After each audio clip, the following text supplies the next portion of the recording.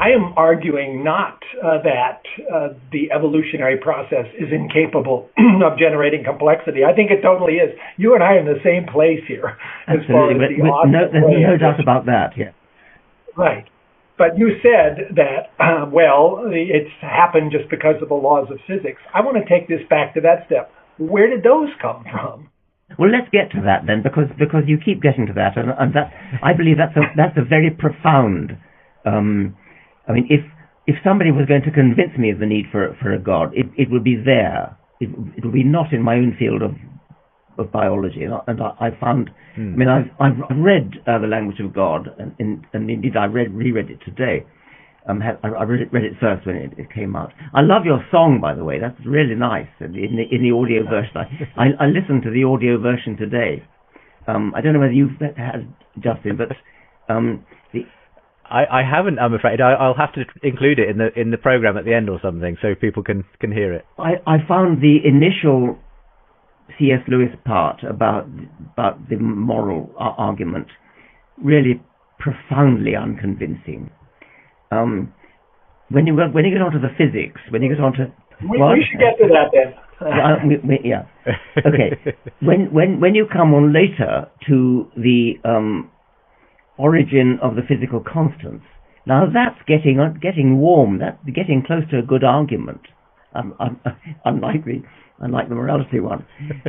Well, is that mainly because it is essentially a scientific argument? No. It's much more difficult than that.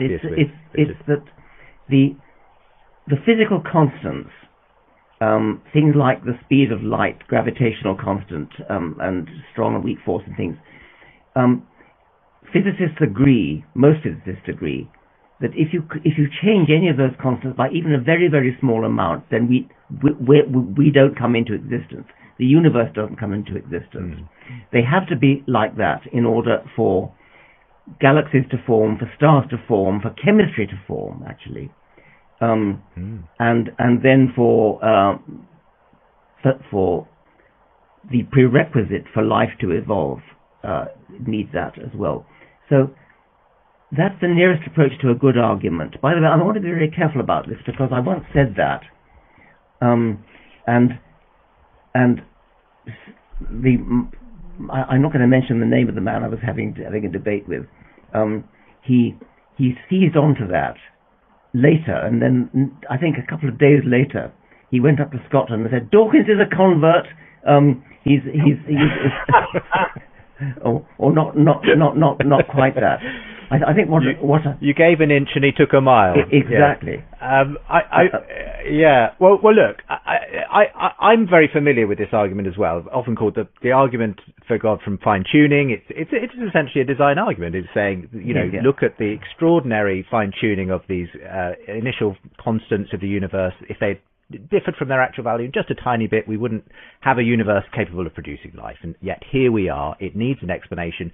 One of the explanations on the table is a designer behind the whole thing. And when you look at the extraordinary numbers we're talking about, you can see why it does. Even for someone like you, Richard, you said if there were an argument, it might be this one. And actually, I've heard many other atheists say that.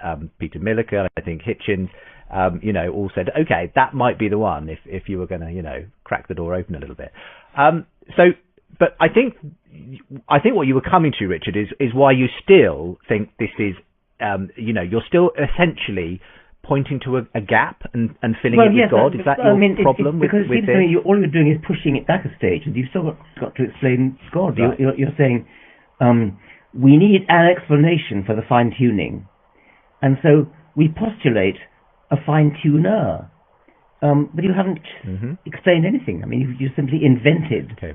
You've magicked away the problem. And this has been one of your key arguments in your books, Richard. Just positing God just leaves you with something more complex to describe something. Well, there's that. I think, you might convince somebody like me to be a deist, but then you suddenly say, okay, well, because of... he's converted. Did you hear that? Right here. because of the fine-tuning argument.